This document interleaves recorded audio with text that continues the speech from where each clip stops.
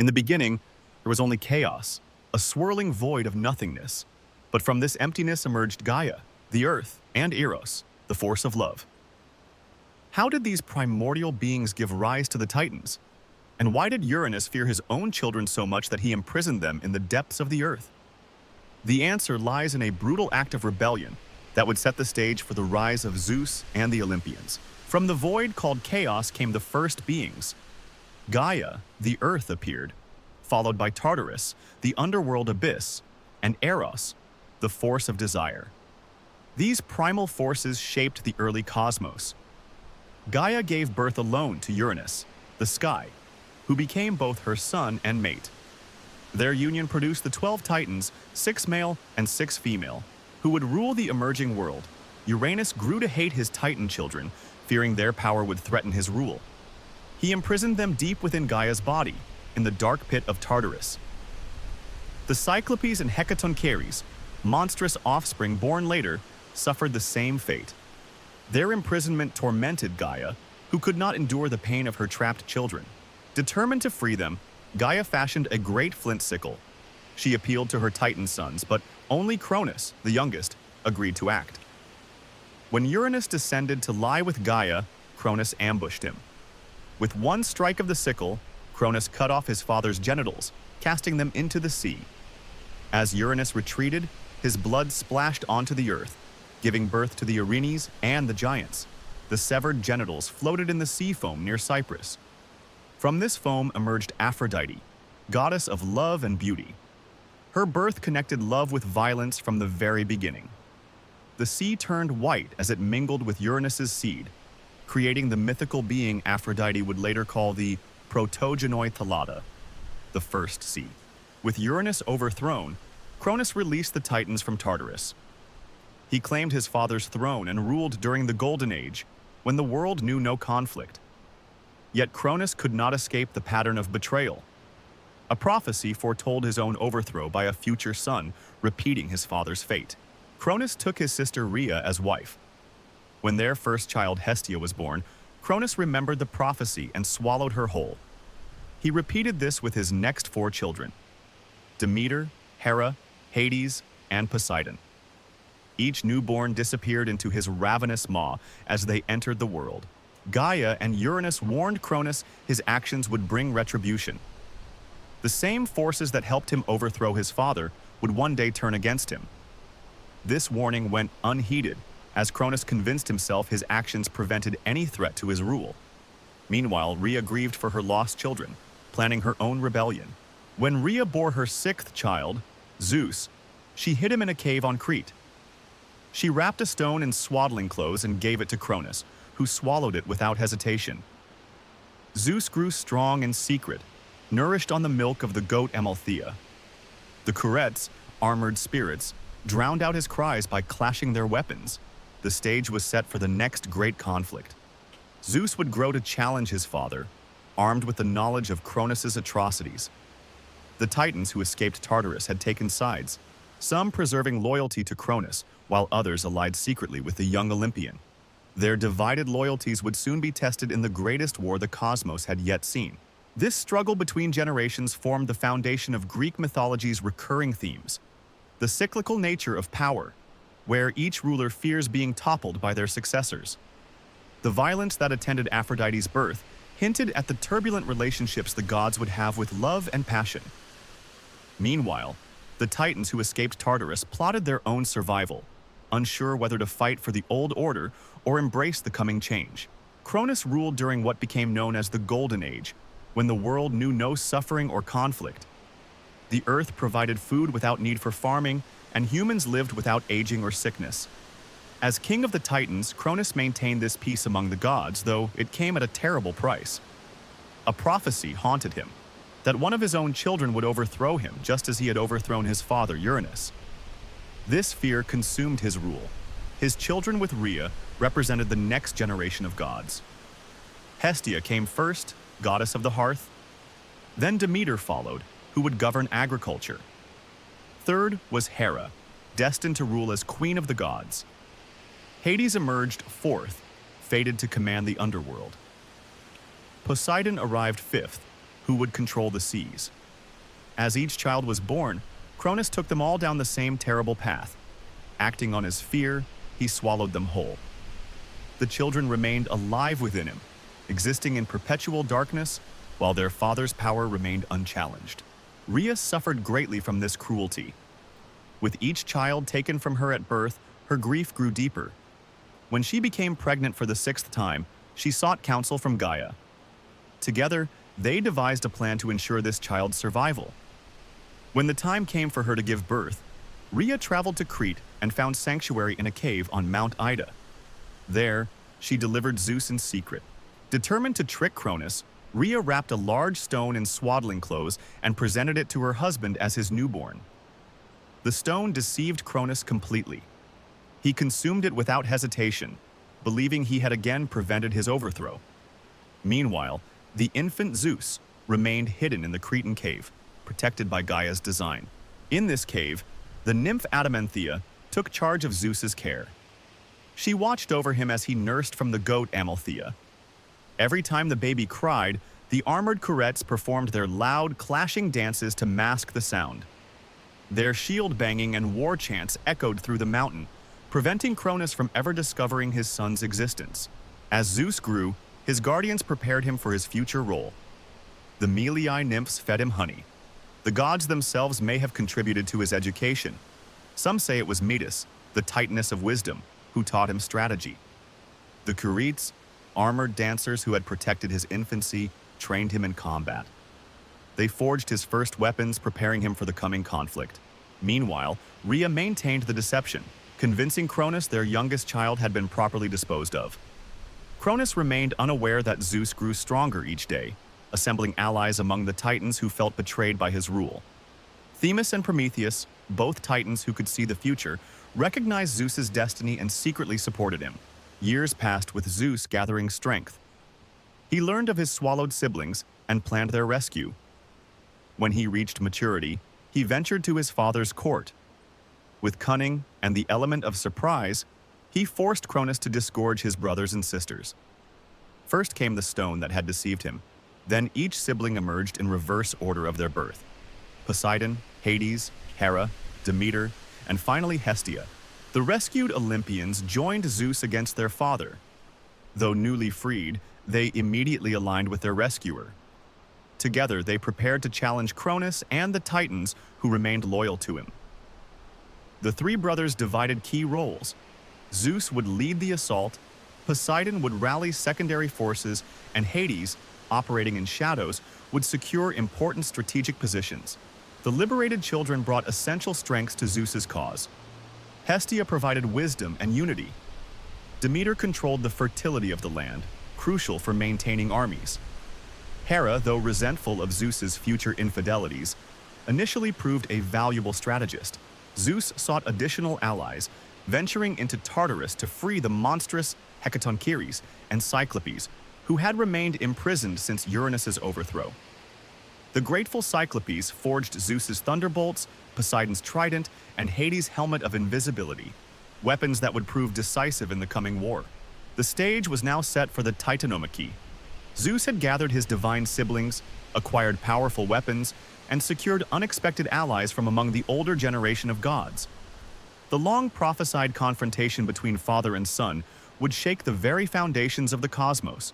Cronus, unaware of these preparations, continued ruling in his accustomed way.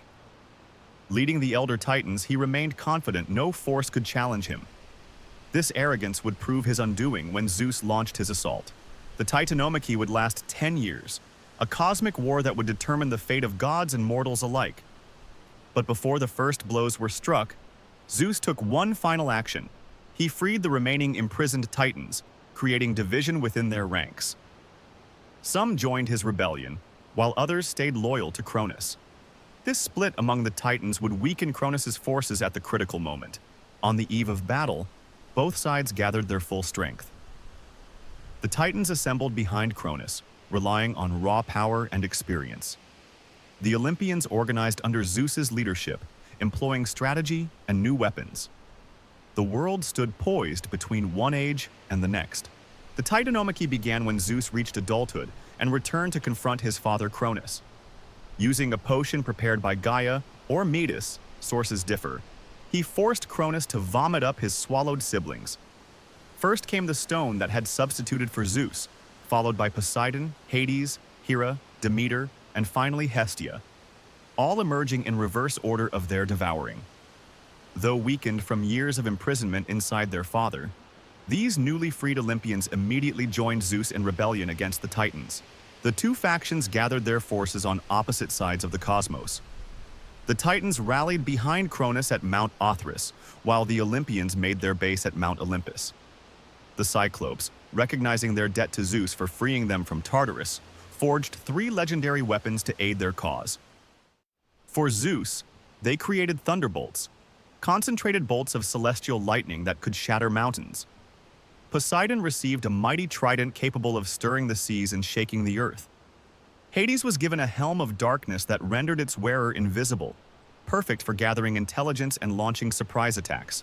Another group of former prisoners, the Hecatoncheires, hundred-handed giants, also joined the Olympian side. With 50 heads and 100 powerful arms each, these monstrous beings could hurl countless boulders simultaneously. Their participation proved decisive in several key battles, as they overwhelmed Titan forces with sheer volume of attacks. For 10 years, the war raged across the cosmos, shaking the earth and scorching the heavens with its intensity. Neither side could gain permanent advantage, despite the Olympians' superior weapons. Recognizing this stalemate, Zeus implemented a shrewd strategy. He released the remaining Titans imprisoned in Tartarus. Some, like Prometheus and Themis, immediately joined his cause. Others remained loyal to Cronus, while many simply wished to fight against their former jailers. This move divided Titan forces and weakened their coordination. Prometheus in particular proved valuable to Zeus's campaign. His gift of foresight allowed the Olympians to anticipate Cronus's battle plans, while Themis's understanding of divine law helped structure their new order. Several Titans of the younger generation, including Leto and Asteria, also switched sides either openly or secretly. The turning point came during the final battle near Mount Olympus. Zeus gathered all his strength and unleashed his thunderbolts in a concentrated barrage against the Titan leadership. The Cyclopes had crafted these weapons specifically to counter Titan resilience, and they proved devastatingly effective.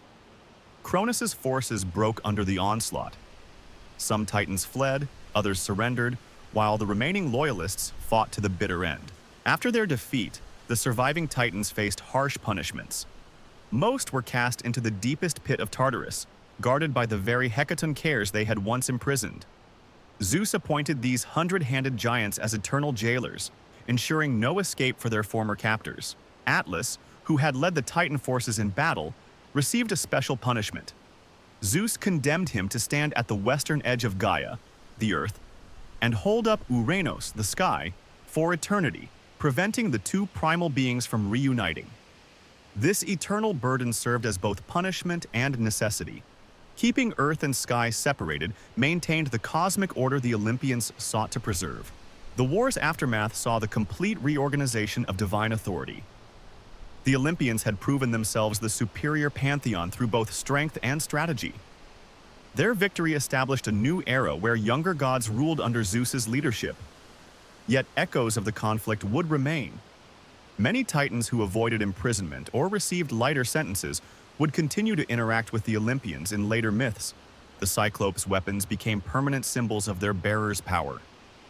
Zeus's thunderbolt, Poseidon's trident, and Hades' helm would feature prominently in countless subsequent myths.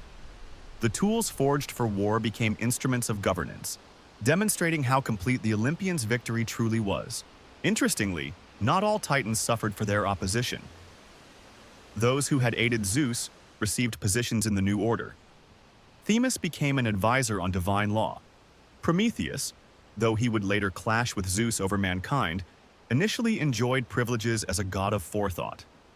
This selective clemency showed Zeus's political acumen, rewarding useful allies while crushing unrepentant enemies. The Titanomachy's legacy extended beyond who ruled Olympus. The war reshaped the physical world too. Lands were razed and sunk, mountains formed and flattened as collateral damage from the godly combat. Some islands in the Aegean were said to have been created from boulders hurled by the Hecatoncheires. Such geographic disruptions would influence later myths of heroes and monsters. With their victory secured, the Olympian gods turned to organizing their new dominion. Their first task was dividing the cosmos among the three chief brothers, Zeus, Poseidon, and Hades. This division would establish the permanent structure of the Greek mythological world, with each brother ruling his own distinct realm while acknowledging Zeus as supreme ruler. The stage was now set for the age of Olympian rule, though conflicts and challenges to their authority would continue in various forms. With the Titans defeated, the Olympian gods faced the task of dividing the world among themselves. The three principal brothers, Zeus, Poseidon, and Hades, drew lots to determine their domains. Zeus received the sky and became ruler of Olympus, establishing his authority over both gods and mortals. His control of weather patterns allowed him to reward or punish with thunderstorms, droughts, or gentle rains. The thunderbolt, forged by the Cyclopes during the Titanomachy, became his signature weapon and symbol of power.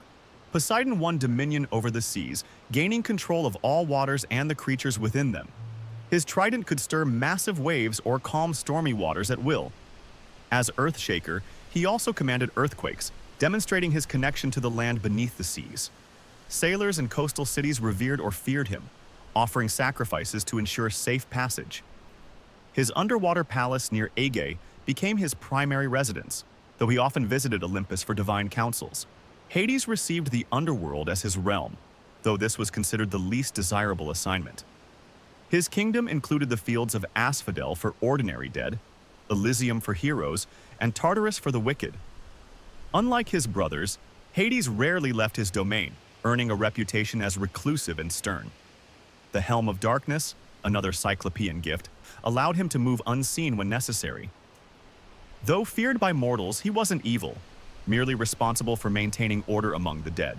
The three brothers established boundaries between their realms, but occasionally clashed over overlapping interests.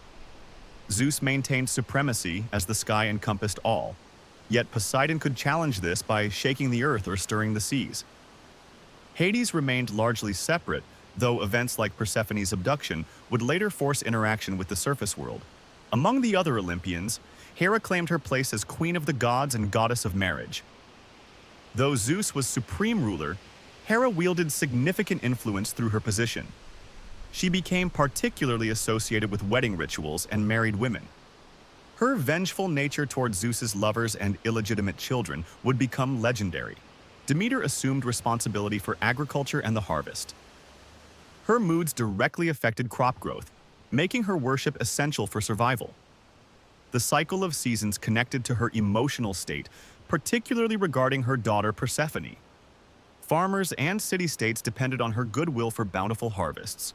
Hestia, though less prominent in myths, held a crucial role as goddess of the hearth. Every household maintained a fire in her honor, and she represented domestic stability. Cities kept communal hearths burning continuously as symbols of unity. Despite her importance, she voluntarily stepped back from Olympian politics to maintain household harmony. Athena's unusual birth marked her special status among the gods. She sprang fully grown and armored from Zeus's forehead after he swallowed her mother Metis. This origin story explained her domains of wisdom, strategic warfare, and crafts. Unlike Ares' brutal combat style, Athena represented disciplined, just warfare and military strategy. Her gifts to humanity included the olive tree and various inventions. Other Olympians filled specialized roles. Apollo became god of prophecy, music, and healing, while his twin Artemis protected wildlife and childbirth. Ares embodied the violent aspects of war, contrasting with Athena's approach. Aphrodite governed love and beauty despite her contentious marriage to Hephaestus. Hermes served as messenger while also guiding souls to Hades. This division created a structured pantheon with clear responsibilities. Mortals could direct prayers to specific deities based on their needs rather than appealing vaguely to divine forces. The system also allowed for complex interactions among gods, as their domains often overlapped or conflicted. Zeus's leadership faced challenges even after this orderly division. Some titans retained limited powers, and younger gods occasionally tested boundaries. The Gigantomachy, a later uprising of giants, would require Olympian unity against another threat to their rule. The cosmic arrangement influenced Greek religious practice significantly. Major cities adopted patron gods. Athens chose Athena, while Corinth favored Poseidon. This led to variations in regional worship while maintaining the overall pantheon structure. Temples sprang up across Greece reflecting this divine hierarchy. Humanity existed within this system but remained subject to divine whims. Gods interacted freely with mortals, sometimes helpfully, but often causing unintended consequences. Heroes emerged as semi-divine intermediaries, offspring of unions between gods and humans. Their stories would become intertwined with the established cosmic order. The division of the cosmos established patterns that recur throughout Greek myths. Natural phenomena like storms or earthquakes received divine explanations through Zeus or Poseidon's actions. Abstract concepts like justice or love became personified through goddesses like Themis or Aphrodite. This worldview shaped how ancient Greeks understood their universe for centuries. Among the Titans who allied with Zeus during the Titanomachy, Prometheus stood apart for his cunning and compassion for humanity. When the Olympians assumed power, Prometheus took clay from the earth and shaped it into the first humans. Unlike other creatures, these clay figures bore the likeness of the gods themselves. Some versions say Athena breathed life into them, while others claim Prometheus used fire stolen from Mount Olympus to animate his creations. These first humans lived simply in caves, unaware of their potential until Prometheus intervened. Zeus had originally intended to keep humanity weak and ignorant, but Prometheus saw greater possibilities for them. Against Zeus's orders, he descended to Earth carrying a fennel stalk filled with celestial fire stolen from the sun chariot or Hephaestus's forge. This gift fundamentally changed human existence. Fire allowed them to cook food, making more nutrients available. They forged metal tools for hunting and farming. Most importantly, fire provided warmth and protection, allowing human communities to flourish rather than cower in darkness. This act of defiance marked the first time a god actively worked against divine authority to benefit mortals. Zeus reacted with swift punishment. He ordered Hephaestus to chain Prometheus to Mount Caucasus, where an eagle would tear out his liver each day. Because of his immortal nature, the liver regenerated overnight, only to be consumed again at dawn. This eternal torment served as both punishment and warning. No being, not even a Titan, could challenge Zeus's will without consequence. Some versions state that Prometheus remained bound for 30,000 years before Heracles eventually freed him. Throughout this suffering, Prometheus refused to repent for gifting fire to humanity. But Zeus wasn't finished. He devised a more subtle punishment for mankind itself. He ordered Hephaestus to mold the first woman from earth and water, mirroring Prometheus's creation of man. The gods each contributed gifts to complete her. Aphrodite gave beauty, Athena provided skill in weaving, Hermes bestowed speech and a deceptive nature. They named her Pandora, meaning all gifted. Zeus then presented her with a sealed jar, some versions say box, containing all the evils that would plague humanity: disease, old age, war, and suffering. Despite warnings never to open it, Zeus counted on Pandora's curiosity to doom mankind. Prometheus had warned his brother Epimetheus never to accept gifts from the gods, but when Pandora arrived at his door, Epimetheus disregarded the warning. Struck by her beauty, he welcomed her as his wife. For a time they lived in happiness, but eventually Pandora's curiosity about the sealed jar overwhelmed her. When she lifted the lid, all the contained miseries escaped into the world. Only one thing remained inside when she hastily closed it again: hope. This single retention gave humanity comfort in times of darkness, though it couldn't undo the suffering now loose in the world.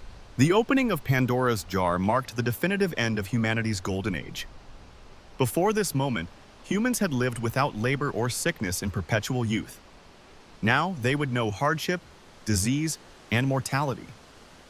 The myth served as an explanation for why life contained suffering despite humanity's divine origins. Some interpretations suggest hope remained to ensure humans would endure rather than succumb to despair, while others argue that keeping hope trapped in the jar made suffering even worse. Prometheus's role in this sequence of events established him as humanity's chief advocate against the gods. His name means forethought, while his brother Epimetheus's name means afterthought, representing how Prometheus could see consequences that others missed. The Titan's theft of fire wasn't just about the physical element, but about giving humans the means to progress beyond animal existence. This act differentiated humans from beasts, though it came at tremendous personal cost. The myths surrounding Prometheus and Pandora explore fundamental questions about the human condition. Why must people suffer? What is humanity's relationship to the gods? Can rebellion against authority be justified? These stories present contrasting visions. Prometheus as the defiant bringer of progress, Pandora as the unwitting bringer of suffering. Together they explain why humans must contend with both the benefits of civilization and the inevitability of hardship. Interestingly, versions of these myths evolved over time. Early Greek sources like Hesiod portray Pandora more negatively as the source of all human suffering, while later interpretations show more sympathy for her curiosity. Similarly, Prometheus transforms from a cunning trickster in early myths to a heroic figure in later traditions, especially among Athenian writers who admired his intellect and perseverance. These stories influenced many aspects of Greek culture.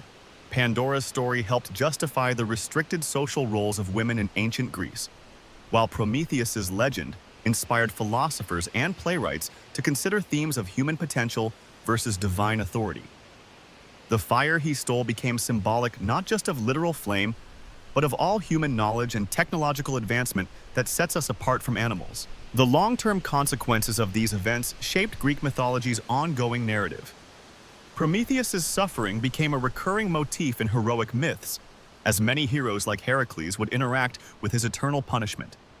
Meanwhile, the evils released from Pandora's jar explained the struggles humans faced in later mythological cycles, from the Trojan War to Odysseus's difficult journey home. These foundational myths established the complex dynamic between gods and mortals that would define countless other stories. Even after Prometheus gained eventual freedom through Heracles' intervention, the consequences of his actions remained permanent.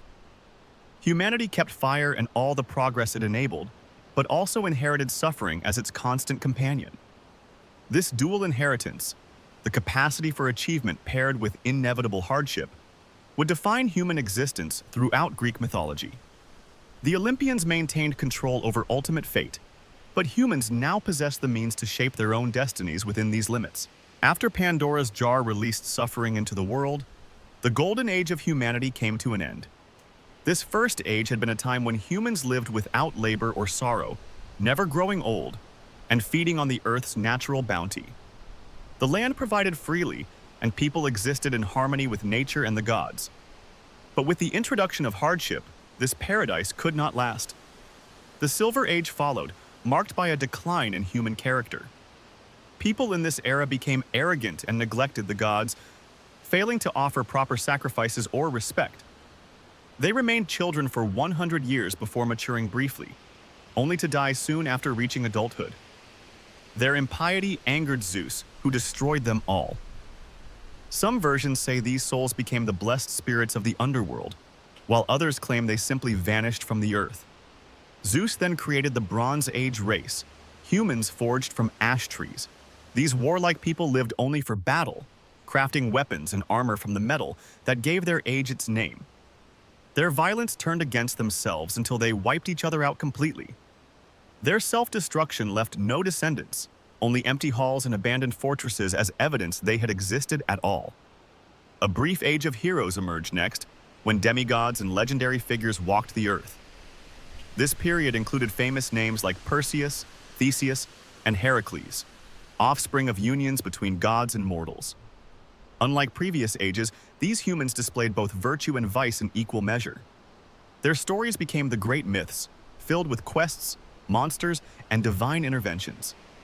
Many perished in famous wars like Thebes and Troy, while others earned places in Elysium through their deeds. The current Iron Age represents the final and worst era. Humans toil constantly through hardship and strife, with neither justice nor piety guiding their actions. Brothers fight brothers, guests betray hosts, and the wicked often prosper while the good suffer. Old age brings only misery before inevitable death. Zeus observed this corruption with growing disgust, particularly when King Lycaon of Arcadia served human flesh to test the god's omniscience. This final outrage convinced Zeus to wipe out humanity completely. He decided to send a great flood that would drown every corrupt mortal. Only 2 people would be spared: Deucalion, son of Prometheus, and his wife Pyrrha, daughter of Epimetheus. Prometheus warned his son of the coming disaster and instructed him to build a sturdy chest. When the waters receded, Deucalion and Pyrrha emerged to complete silence. They offered sacrifices to Zeus at the only remaining altar, built on the mountainside. The god Themis appeared and told them how to repopulate the earth. They must cover their heads and throw the bones of their mother behind them. At first confused, Deucalion realized mother meant Gaia, and her bones were the stones of the earth.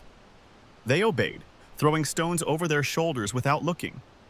Those Deucalion threw became men, while Pyrrha's became women. These new humans were hardier than their predecessors, formed from the very bones of the earth itself. They spread across the land, building new cities and establishing new customs. This recreation myth explained why stones were sometimes called people in Greek poetry. It also accounted for why humanity seemed divided between stronger and weaker natures, those from larger stones versus smaller ones. The story reinforced the idea that humans came from the earth itself, connected to the land they inhabited. The flood narrative served multiple purposes in Greek mythology. It explained why earlier civilizations left ruins but no descendants.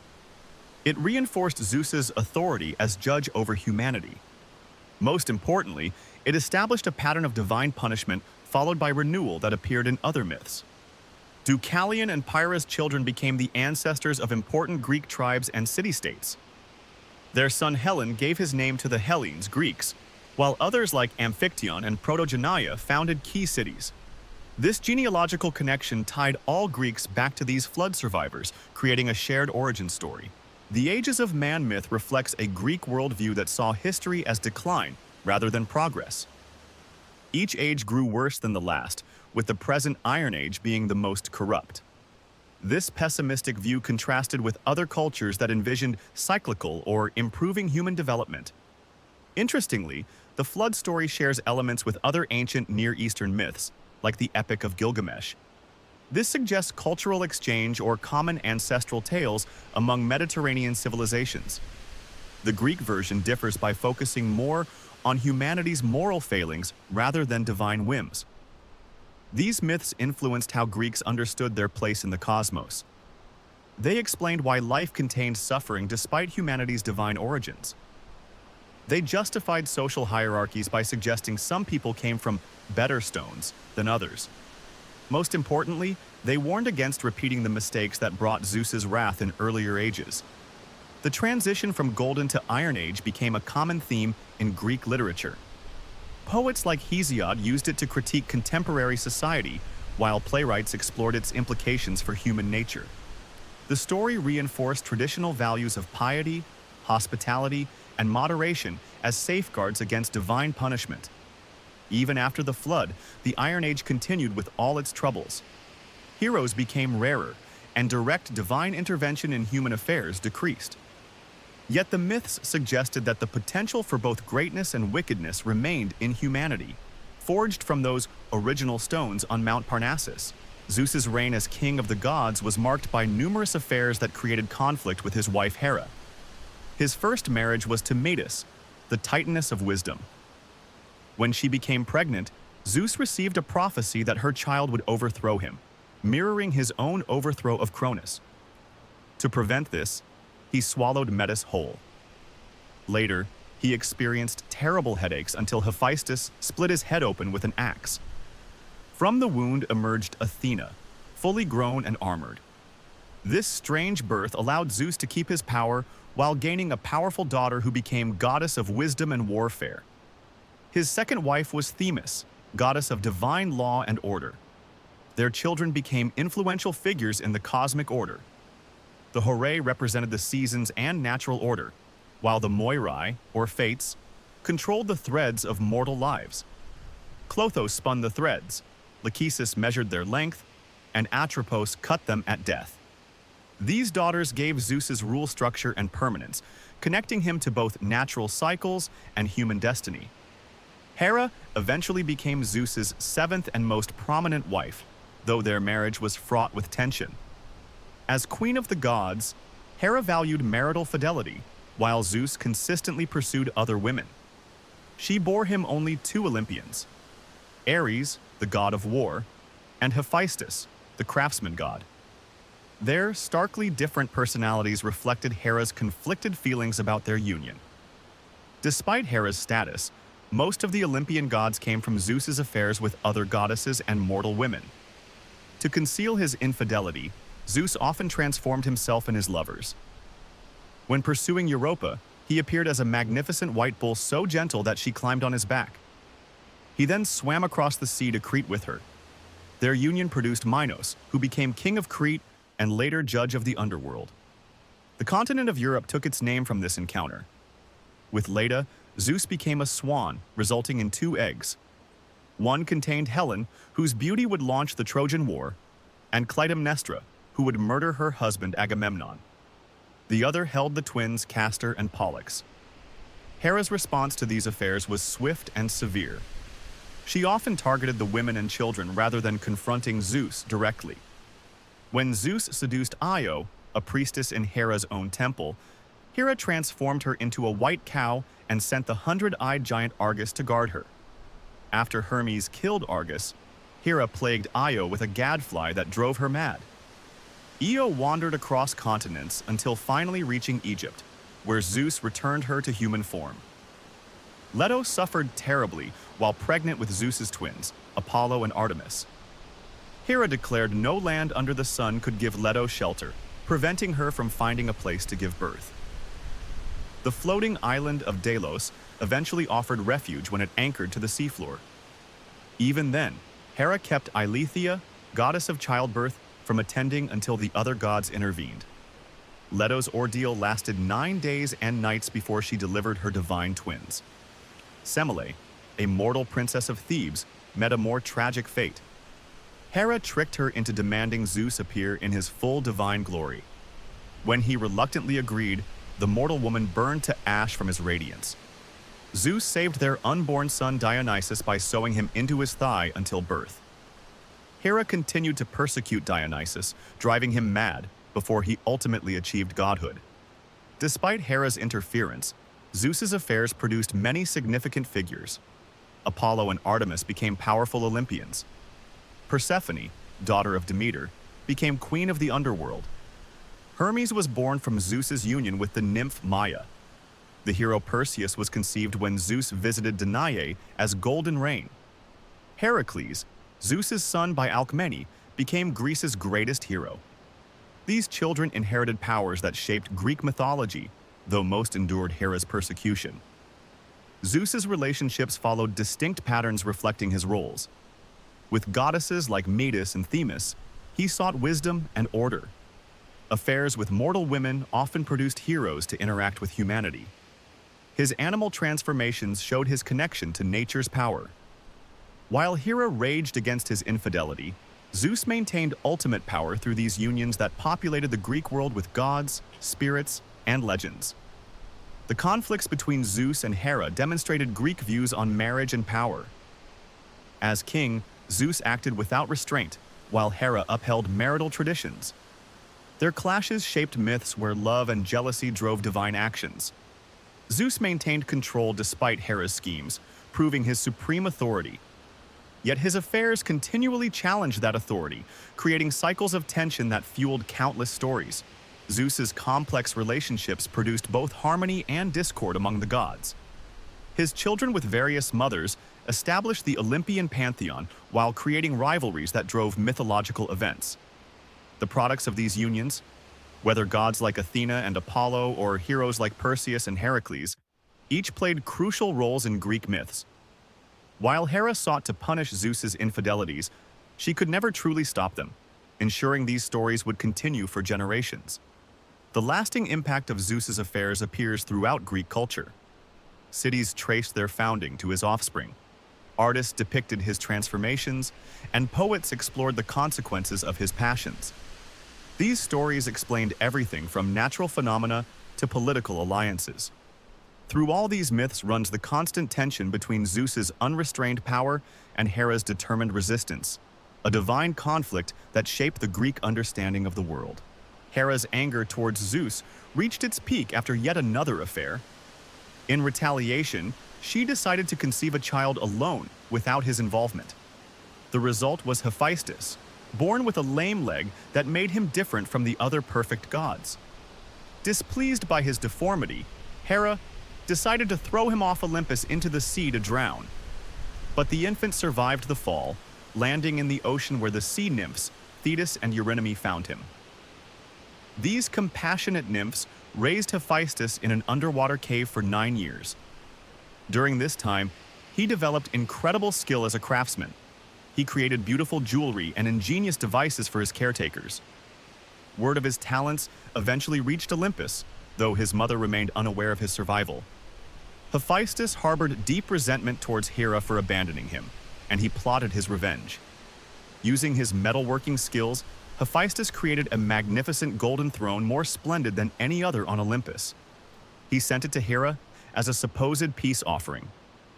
When she sat upon it, hidden mechanisms would not allow her to stand back up once she sat upon it. The other gods tried unsuccessfully to free her. Ares attempted to drag Hephaestus back to Olympus by force, but the craftsman drove him away with fire. Finally, Dionysus took a different approach. He got Hephaestus drunk and convinced him to return. Zeus proposed a solution to end the conflict. He offered Hephaestus a place among the Olympian gods and the goddess Aphrodite, the most beautiful Olympian, as his wife, in exchange for freeing Hera. Though this marriage appeared to reconcile mother and son, it created new tensions. Aphrodite had no interest in her lame husband and soon began an affair with Ares, the god of war. Hephaestus learned of their betrayal through Helios, the sun god who saw everything from his chariot. The craftsman then designed an invisible, unbreakable net finer than any spider's web. He arranged it above his and Aphrodite's bed before pretending to leave for his forge. When Aphrodite and Ares lay together, the net trapped them naked before all the other gods. Hephaestus invited the Olympians to witness their shame, and the gods' laughter echoed through the halls as the lovers struggled in vain. This public humiliation temporarily satisfied Hephaestus's desire for vengeance, but did nothing to heal his marriage. Aphrodite continued her affairs while Hephaestus withdrew into his work. His forge became his sanctuary, where he created wondrous items for gods and heroes alike. He crafted Athena's breastplate, Hermes' winged helmet and sandals, and Helios' chariot with equal skill. The armor he made for Achilles became legendary in the Trojan War. Despite his difficult relationships, Hephaestus played a vital role among the Olympians. His forge, beneath Sicily's Mount Etna, explained volcanic eruptions as sparks from his anvil. The Romans knew him as Vulcan, keeping this connection to fire and craftsmanship. Where other gods ruled through strength or beauty, Hephaestus commanded respect through his unmatched skill. The story of Hephaestus reveals much about Greek views of imperfections and revenge. His lameness made him an outsider among the physically perfect gods, yet his talents proved indispensable. Even mistreated by his own mother, he found ways to assert his power through craftsmanship rather than brute force. His revenge against Hera demonstrated that even gods could not escape consequences for their cruelty. Hephaestus's marriage to Aphrodite reflected Greek ideas about mismatched relationships. The beautiful love goddess paired with the ugly smith god seemed destined for failure. Their troubles served as a cautionary tale about forced unions and unrealistic expectations in marriage. Yet Hephaestus continued creating beautiful things despite his personal unhappiness, showing resilience in adversity. Among the Olympians' many conflicts, Hephaestus' story stands out for its complex emotions. Unlike clashes over power or territory, his struggles centered on acceptance and belonging. Rejected at birth, he earned his place through skill rather than birthright. His creations benefited gods who had once scorned him, proving his worth repeatedly through his work. Hephaestus's enduring presence in Greek myths shows how the Greeks valued craftsmanship alongside more obvious divine powers. Where other gods controlled storms or waged wars, Hephaestus shaped the tools that made those actions possible. His forge supplied the weapons heroes needed for their quests and the items that became legendary in their own right. Without his contributions, Greek mythology would lack many of its most iconic elements. The Hephaestus myths also demonstrate how the Greeks understood disability in their pantheon. His lameness never prevented him from achieving greatness, though it affected how others treated him. His perseverance made him relatable to mortals who also faced physical limitations. While other gods represented ideals, Hephaestus reflected more human struggles and triumphs. Leto, pregnant with Zeus's twin children, faced Hera's relentless persecution across Greece. No land dared offer her shelter until the floating island of Delos agreed, fearing Hera less because it wasn't fixed to the earth. Even then, Leto endured 9 days of labor before Artemis emerged first from the womb, and immediately helped deliver her brother Apollo. The twins' difficult birth foreshadowed their later reputations for both protection and punishment. Artemis grew into the goddess of hunting, wild animals, and chastity. Unlike most Olympians who cherish cities, she preferred the wilderness where she led a band of nymph hunters. She carried a silver bow and wore a short tunic that allowed free movement through forests.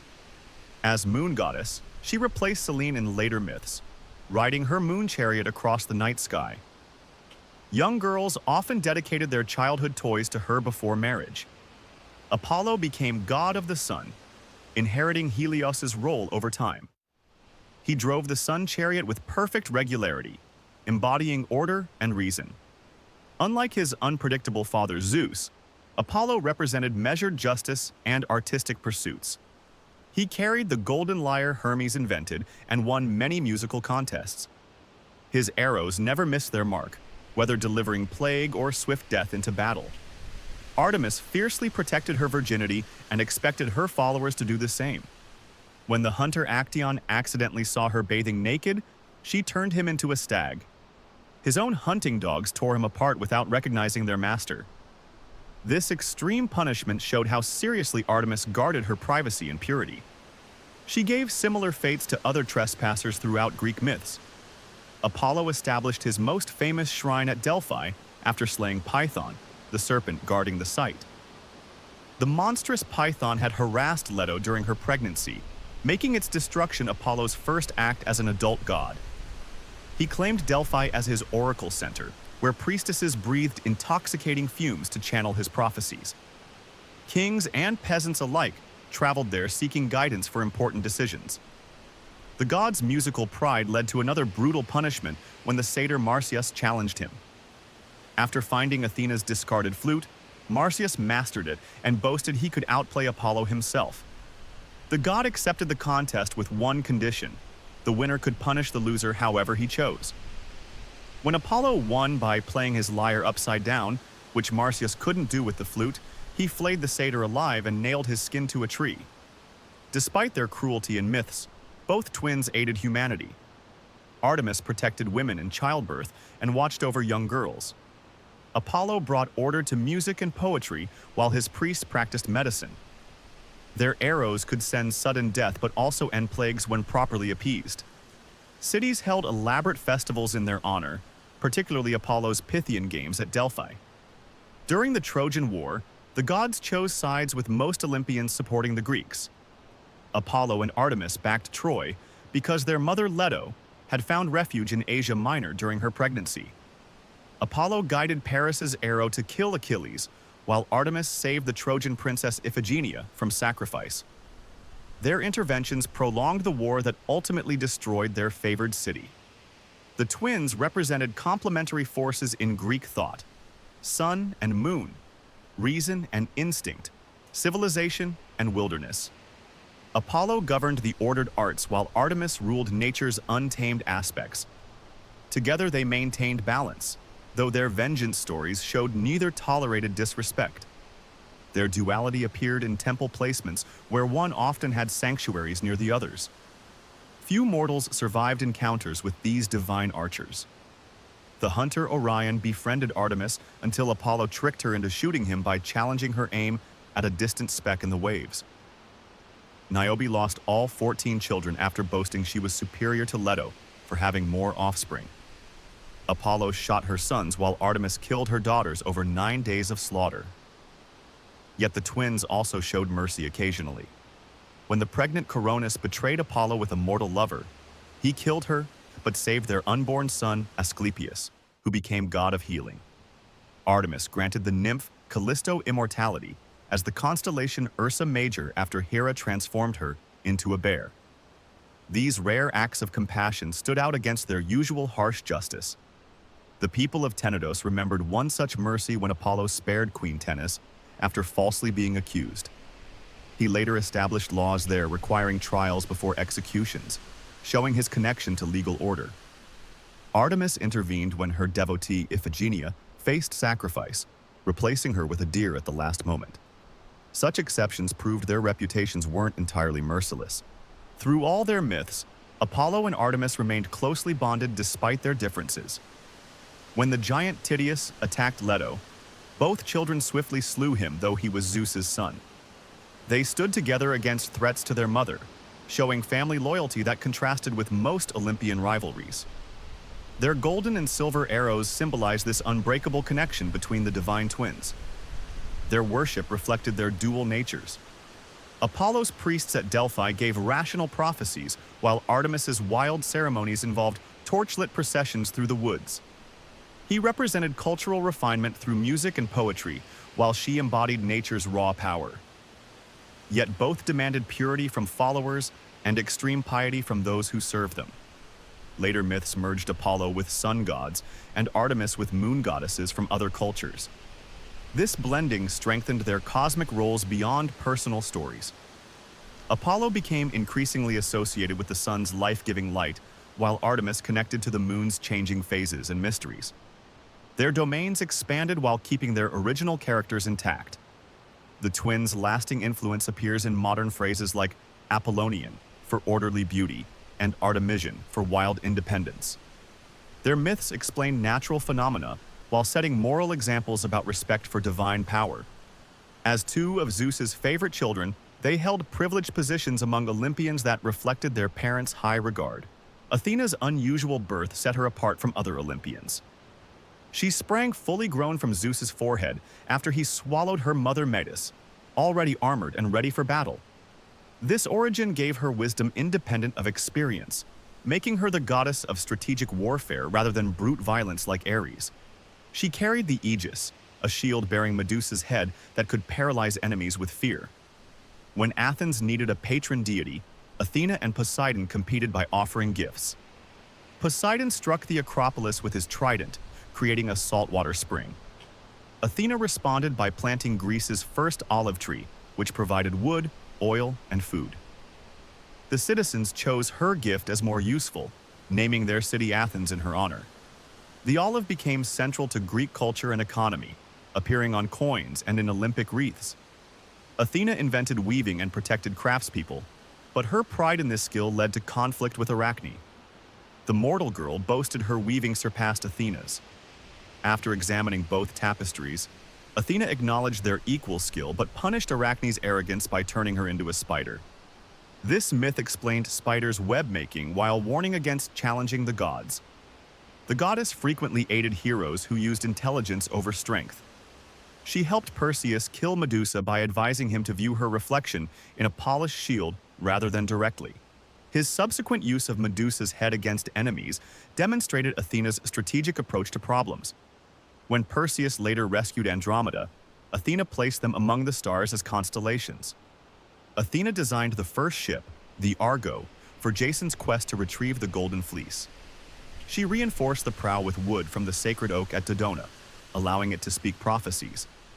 This combination of craftsmanship and divine foresight guided the Argonauts safely through their voyage. Athena's involvement showed her support for well-planned quests rather than reckless adventures. During the Trojan War, Athena actively supported Greek heroes while maintaining enough distance to obey Zeus's orders against direct interference. She protected Diomedes by deflecting arrows and helped him wound Ares. When Odysseus devised the Trojan horse strategy, Athena ensured its success by hiding Greek warriors inside. Her actions balanced divine restraint with practical assistance.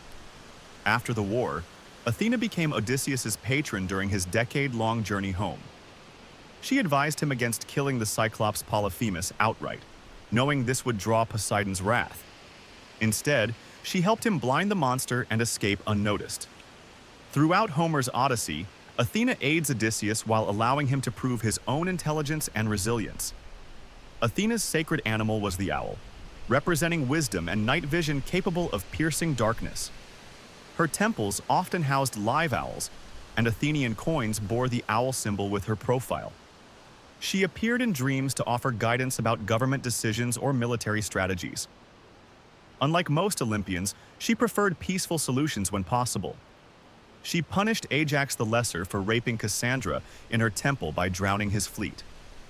Yet she also showed mercy when justified. When Orestes murdered his mother Clytemnestra, Athena cast the deciding vote acquitting him. She established trial by jury in Athens, replacing blood feuds with legal process. Athena's virginity held special significance among goddesses. She rejected marriage proposals from Poseidon and Hephaestus, focusing instead on governance and craftsmanship. Her virgin status represented independence from traditional female roles, allowing her to move freely in male-dominated spaces like battlefields and workshops. She played important roles in founding myths beyond Athens. Athena helped Cadmus establish Thebes by advising him to follow a special cow to its resting place. When Perseus founded Mycenae, Athena showed him where to build by making water spring from dry ground. These interventions demonstrated her connection to civilized foundations. Even in arts, Athena favored structure over Dionysian abandon. She invented the flute but discarded it when seeing how it distorted her face, showing concern for dignified presentation. The discarded flute caused trouble when Marsyas found it and challenged Apollo to a musical contest. Athena's strategies often involved psychologically unsettling opponents before battle. She made the Trojan women sound the alarm cry during the Greeks' feigned retreat, convincing Hector to pursue them beyond the city walls. Earlier, she'd appeared to Troy's seer Laocoon in a vision supporting his warnings about Greek deception. Her military advice extended beyond mythology into actual Athenian practice. Generals consulted her priests as oracles before campaigns. The annual Panathenaic festival reenacted her victory over Poseidon, while displaying new armor for her cult statue. These practices kept Athena's strategic mindset alive in civic life. Athena's lasting influence appears in modern symbols like the owl for wisdom and olive branches for peace. Her balanced approach to conflict, favoring intelligence over brutality, remains admirable today. As patron of both warriors and weavers, she embodied the Greek ideal of versatile excellence combining strength and skill. Unlike other Olympians who acted on passions, Athena consistently applied reason.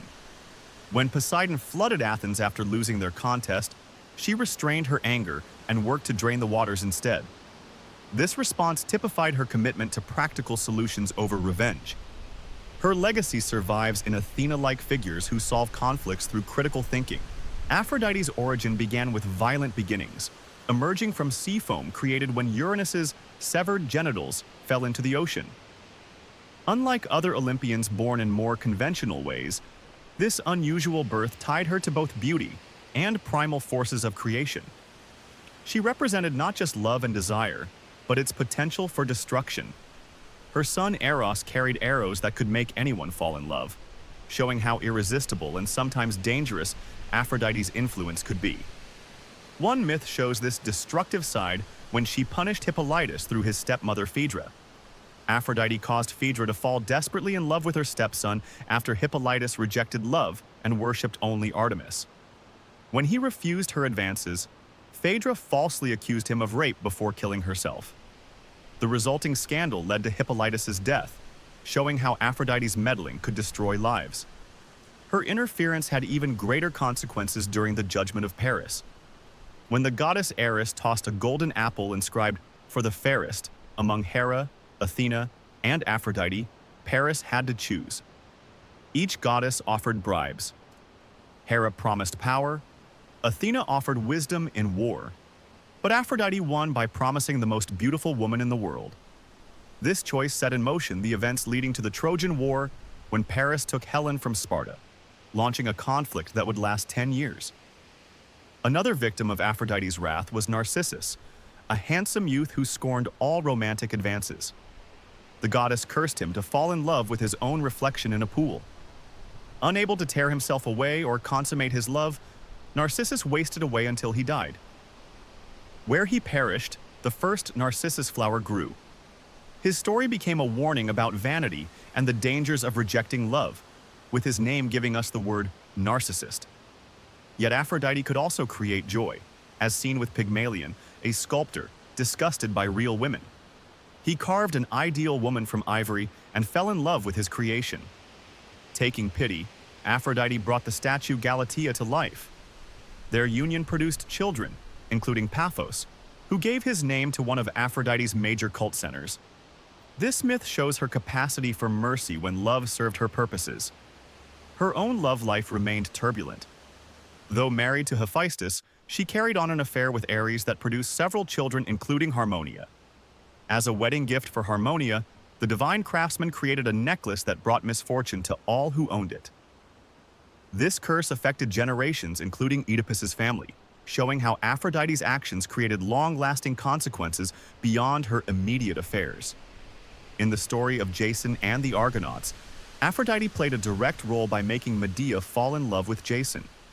This gave Jason the magical help he needed to secure the Golden Fleece, but also doomed Medea to betrayal and exile when Jason later abandoned her. The passionate love Aphrodite inspired led directly to Medea's infamous revenge, where she murdered her own children to punish Jason, demonstrating love's potential for both creation and destruction. Even among gods, Aphrodite's beauty caused conflict. When Psyche's mortal beauty drew worshippers away from Aphrodite's temples, the jealous goddess ordered Eros to make Psyche fall for a monster. Instead, Eros fell in love himself and secretly married Psyche. Through trials, including a descent to the underworld, Psyche eventually became immortal, but only after Aphrodite's initial anger nearly destroyed her. Aphrodite appeared in the Trojan War, protecting Paris and Helen, since she had promised their union. She rescued Paris during his duel with Menelaus and protected Aeneas on the battlefield. Yet her interference couldn't prevent Troy's fall, showing that even divine love has limits against fate and human choices. Her worship took many forms across Greece. At Corinth, her temple employed sacred prostitutes, while other cities focused on her aspects as a sea goddess or protector of marriages. The month of April was sacred to her, and festivals involved offerings of flowers and doves. Different regions highlighted either her benevolent or destructive qualities. Aphrodite's contradictions make her one of Greek mythology's most complex deities. She brought both ecstasy and agony, created lasting unions and bitter rivalries. Whether appearing as a nurturing mother goddess or vengeful beauty, her myths explore love's power to elevate and destroy in equal measure. Modern concepts of romance still echo these ancient stories, showing love's dual potential for joy and suffering. Her influence extended beyond immediate myths. The poets Sappho and Homer wrote of her power over gods and mortals alike. Artists depicted her rising from the sea or presiding over weddings.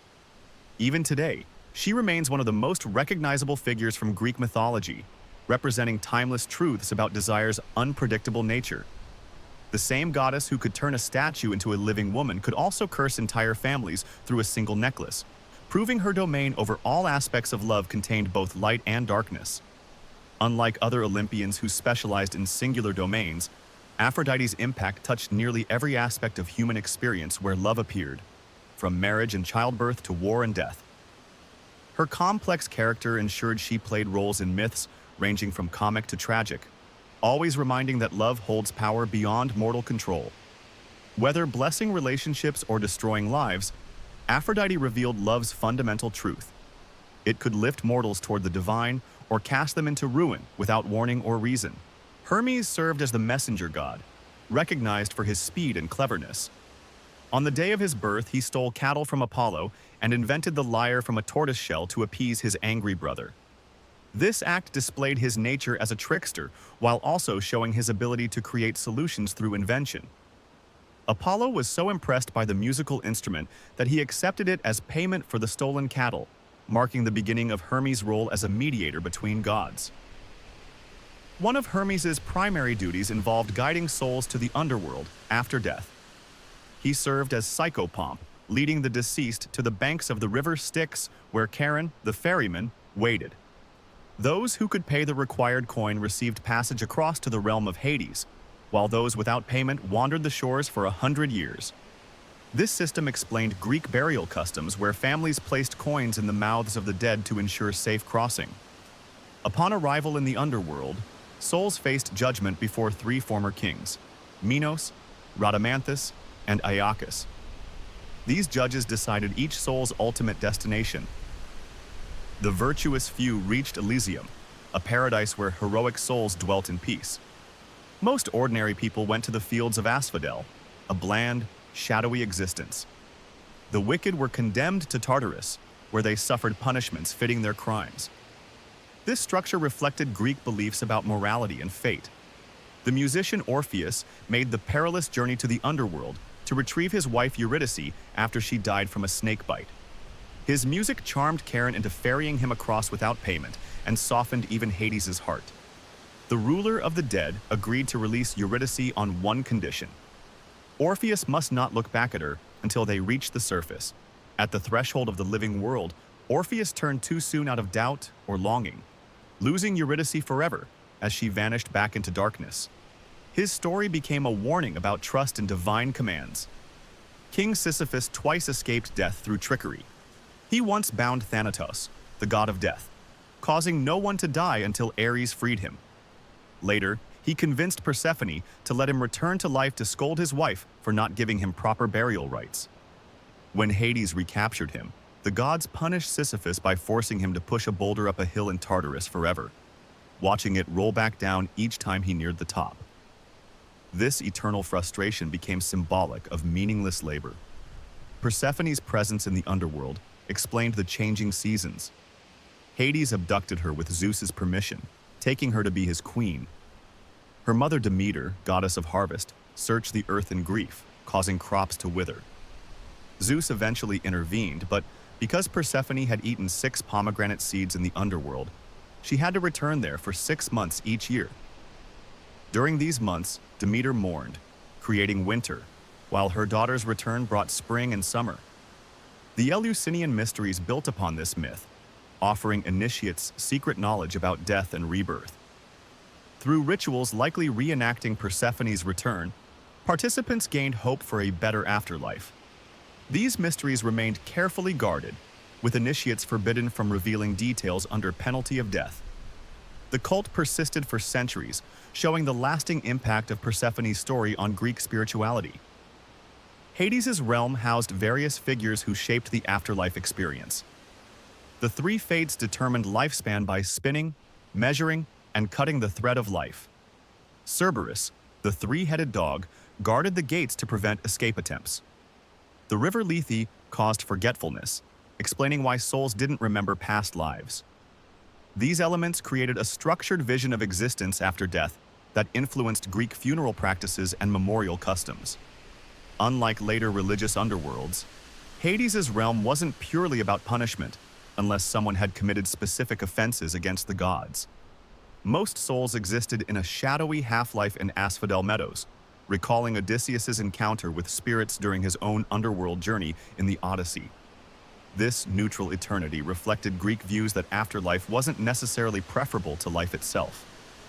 Hermes' role connected all aspects of this system together. As messenger between worlds, he delivered communications between Olympians and Hades while escorting new arrivals to their final destinations. His presence in both heavenly and death-related myths showed how Greeks understood communication between divine realms as essential to cosmic order. Without his guidance, souls might wander endlessly rather than reaching their proper places.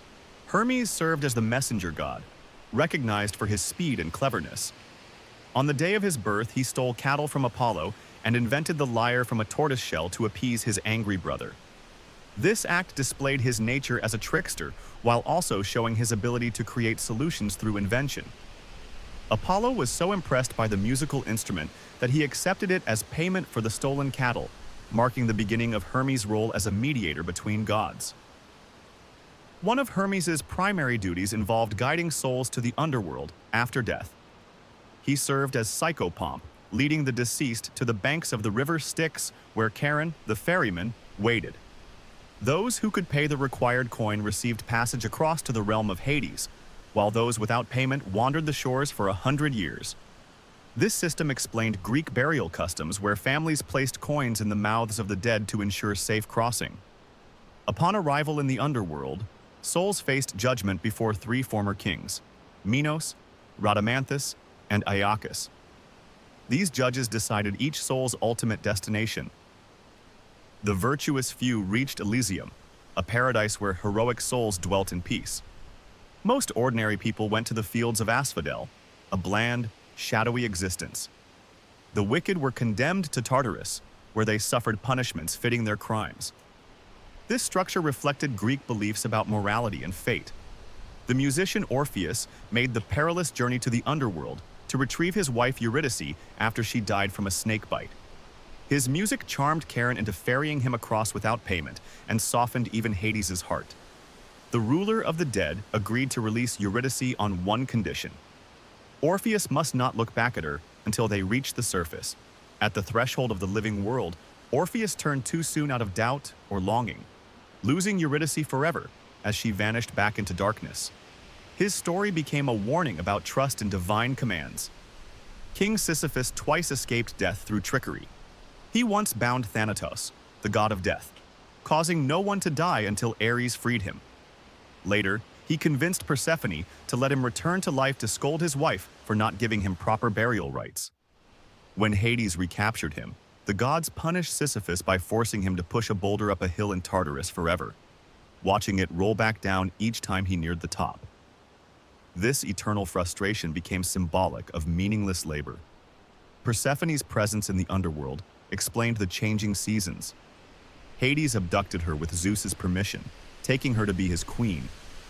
Her mother Demeter, goddess of harvest, searched the earth in grief, causing crops to wither.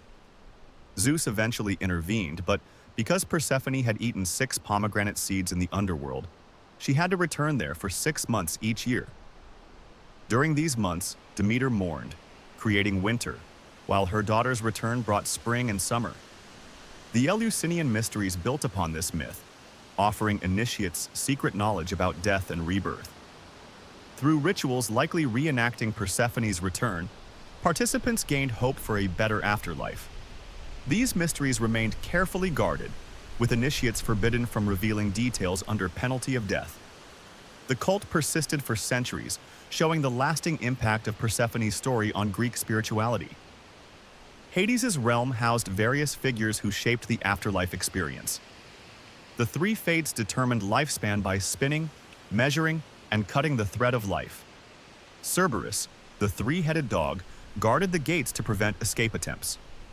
The river Lethe caused forgetfulness, explaining why souls didn't remember past lives. These elements created a structured vision of existence after death that influenced Greek funeral practices and memorial customs. Unlike later religious underworlds, Hades' realm wasn't purely about punishment, unless someone had committed specific offenses against the gods. Most souls existed in a shadowy half-life in Asphodel Meadows, recalling Odysseus' encounter with spirits during his own underworld journey in the Odyssey.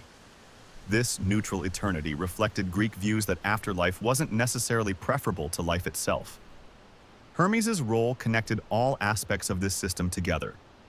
As messenger between worlds, he delivered communications between Olympians and Hades while escorting new arrivals to their final destinations. His presence in both heavenly and death-related myths showed how Greeks understood communication between divine realms as essential to cosmic order. Without his guidance, souls might wander endlessly rather than reaching their proper places. Perseus was the son of Zeus and Danae, conceived when Zeus visited her in the form of golden rain.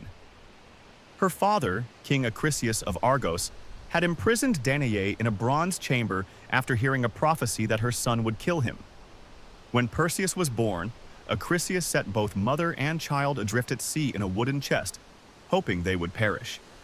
Instead, they washed ashore on the island of Seriphos, where a fisherman named Dictys took them in. His brother, King Polydectes, ruled the island. As Perseus grew, Polydectes became obsessed with Danae. Wanting her for himself without Perseus interfering, he devised a plan. At a banquet, each guest was expected to bring horses as gifts. When Perseus arrived empty-handed, the king challenged him to bring the head of Medusa instead, thinking the task impossible. Medusa was one of the three Gorgon sisters, whose gaze could turn men to stone. Once beautiful, she had been cursed by Athena after Poseidon violated her in the goddess's temple, transforming her hair into snakes and making her face deadly to behold. Athena and Hermes aided Perseus in his quest. Athena gave him a polished bronze shield to view Medusa's reflection rather than looking directly at her. Hermes provided winged sandals for flight and an adamantine sword capable of beheading the Gorgon. They directed Perseus to the Graeae, three ancient sisters who shared one eye and one tooth between them. Perseus stole their eye and refused to return it until they revealed Medusa's location and where to find special items from the nymphs. The nymphs gave Perseus three more gifts: Hades' helmet of invisibility, a special bag called a kibisis to safely carry Medusa's head, and winged sandals. With these tools, Perseus flew to the Gorgon's cave. Using the reflection in Athena's shield, he approached Medusa as she slept. Keeping his eyes averted, he severed her head with one stroke of Hermes' sword. From the bleeding neck sprang Pegasus, the winged horse, and Chrysaor, a giant wielding a golden sword, both fathered by Poseidon. The other Gorgons awoke and pursued, but Perseus escaped using the helmet of invisibility. On his return journey, Perseus encountered Andromeda chained to a rock as sacrifice to a sea monster. Her mother Cassiopeia had boasted that Andromeda surpassed the Nereids in beauty, angering Poseidon.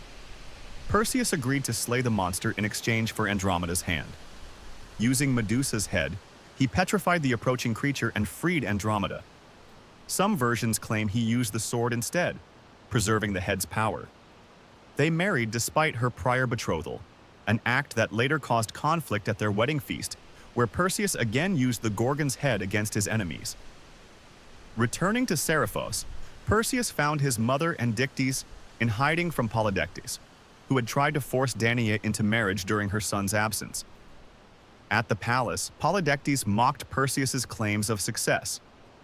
In response, Perseus unveiled Medusa's head, turning the king and his court to stone. The throne passed to Dictys, and Perseus gave Medusa's head to Athena, who placed it on her Aegis shield. Perseus then sought out his grandfather Acrisius to confront the prophecy. At athletic games in Larissa, Perseus accidentally struck Acrisius with a discus, fulfilling the prediction of the king's death by his grandson. Some versions say Perseus went to Argos to reconcile, but the same outcome occurred through mischance. This tragic fulfillment of fate showed how even heroic actions couldn't circumvent prophecy. The myth explores multiple themes through Perseus's journey. Medusa's transformation from beauty to monster reflects Greek concerns about violated purity and divine retribution. The mirrored shield symbolizes indirect confrontation with danger, while the kibisis represents containing destructive forces. Athena's involvement shows divine sponsorship of clever solutions over brute force.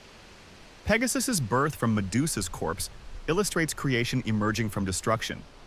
Medusa's head itself became a potent symbol of both danger and protection. After gifting it to Athena, the goddess used it on her Aegis to petrify enemies. Images of the Gorgomaion appeared on shields and temple pediments as protective devices. This dual nature, as both a weapon Perseus used and a divine artifact thereafter, demonstrates the Greek view of powerful objects requiring careful handling. The Andromeda episode completes Perseus's heroic arc by giving him a royal bride and founding a dynasty. Their children became ancestors to Persian kings and Greek heroes, including Heracles. This typical mythological pattern connects heroic deeds to political legitimacy in the ancient world. Unlike many Greek heroes who meet tragic ends, Perseus and Andromeda were said to have been placed among the constellations after death. Perseus's story set patterns repeated in later myths and folktales. The supernatural birth, impossible task, magical helpers, and monster slaying appear in many cultures. His clever use of the mirrored shield prefigures Theseus's thread in the labyrinth and Odysseus's trickery against the Cyclops.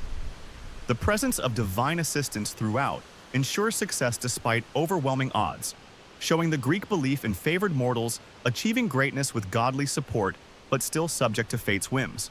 Heracles was born to Zeus and Alcmena, making him a target for Hera's anger over her husband's infidelity. As an infant, she sent 2 large snakes to his cradle to kill him, but Heracles strangled them with his bare hands. This early display of strength foreshadowed his future labors, but it also ensured Hera would continue opposing him throughout his life. When Heracles reached adulthood with a wife and children, Hera drove him mad. In his frenzied state, he murdered his family. After recovering his senses and realizing what he had done, Heracles sought purification from the oracle at Delphi. The priestess told him to serve King Eurystheus of Mycenae for 10 years and complete any task set before him. These tasks became known as the 12 labors of Heracles. The first labor required killing the Nemean lion, a beast whose golden hide was impervious to weapons. Heracles chased it into a cave and strangled it with his hands, then used the lion's own claws to skin it. He wore the impenetrable hide as armor for his future labors. His second task was to slay the Lernaean Hydra, a multi-headed water serpent living in the swamps. Each time Heracles cut off one head, 2 grew in its place. His nephew Iolaus helped by cauterizing the necks with firebrands after each decapitation, preventing regrowth. Eurystheus refused to count this labor since Heracles had assistance, requiring an additional task later. The third labor sent Heracles after the Cyrenian hind, a sacred deer with golden antlers that belonged to Artemis. He chased it for a year before finally capturing it without harming the animal. When Artemis confronted him, he explained his mission and she allowed him to continue, showing respect for the god's property. For his fourth labor, Heracles captured the Erymanthian boar alive. He chased it into deep snow where it became exhausted, then carried it back to Eurystheus. The king was so frightened by the giant boar that he hid in a bronze jar, establishing a pattern of cowardice when facing Heracles' accomplishments. The fifth labor involved cleaning the stables of King Augeas, which held thousands of cattle and hadn't been cleaned in 30 years. Rather than attempt the impossible manually, Heracles diverted 2 rivers to wash out the filth in a single day. Eurystheus again refused to count this labor since Heracles used cleverness rather than brute strength. His sixth task was to drive away the Stymphalian birds, man-eating creatures with bronze beaks and wings that fired their feathers like arrows. Athena gave Heracles a bronze rattle to frighten them from their marsh, allowing him to shoot many as they flew away. The seventh labor took Heracles to Crete to capture the Cretan bull that had sired the Minotaur. After wrestling with the beast, he brought it back alive. Eurystheus wanted to sacrifice it to Hera, but the goddess refused the offering because it honored Heracles, showing her continued hatred. For his eighth labor, Heracles traveled to Thrace to capture the mares of Diomedes, horses that ate human flesh. He killed Diomedes by feeding him to his own horses, then brought the now-tamed animals back to Eurystheus. The ninth labor required obtaining the girdle of Hippolyta, queen of the Amazons. Initially friendly, Hera spread rumors that made the Amazons attack Heracles. He killed Hippolyta and took the girdle, completing the task through bloodshed rather than diplomacy. The 10th labor took Heracles to Spain to steal the cattle of Geryon, a 3-bodied giant.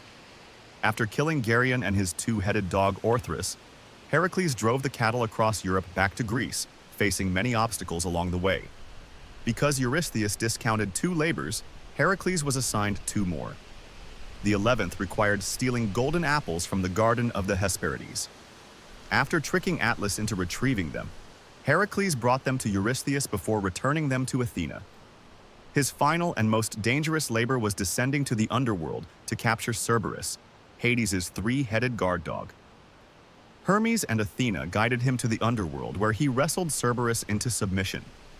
Hades allowed him to take the beast to the surface provided he used no weapons. After showing Cerberus to Eurystheus, Heracles returned him to the underworld unharmed. With 12 labors completed over 12 years, Heracles earned his freedom and purification. The gods rewarded his perseverance by making him immortal, and he ascended to Olympus, where Hera finally reconciled with him. His story represents the Greek ideal of overcoming adversity through strength, intelligence, and endurance despite divine opposition. The labors each tested different aspects of Heracles' character while cementing his reputation as Greece's greatest hero.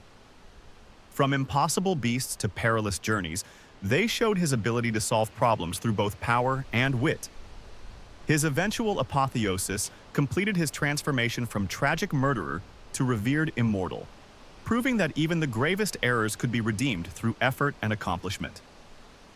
Hera's relentless persecution gave purpose to his struggles while demonstrating how divine will could shape mortal lives.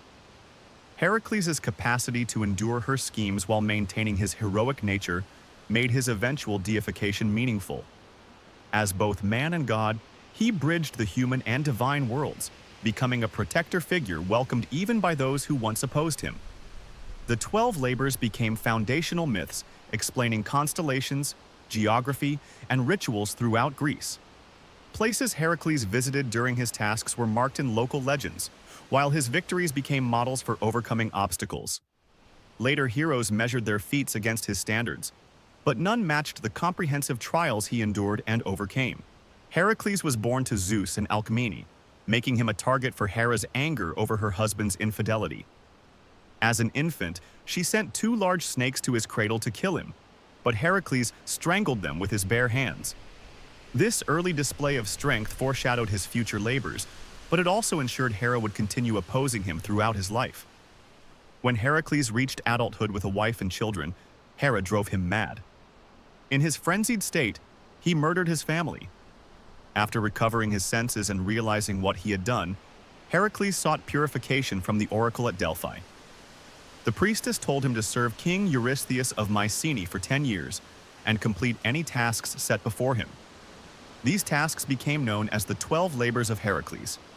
The first labor required killing the Nemean lion, a beast whose golden hide was impervious to weapons. Heracles chased it into a cave and strangled it with his hands, then used the lion's own claws to skin it.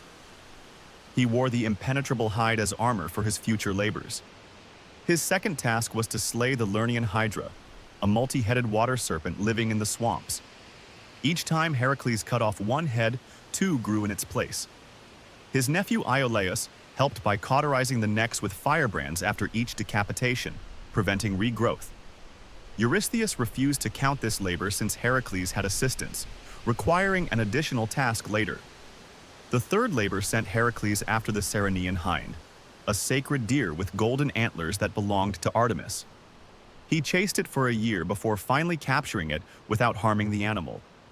When Artemis confronted him, he explained his mission and she allowed him to continue, showing respect for the god's property. For his fourth labor, Heracles captured the Erymanthian boar alive. He chased it into deep snow where it became exhausted, then carried it back to Eurystheus.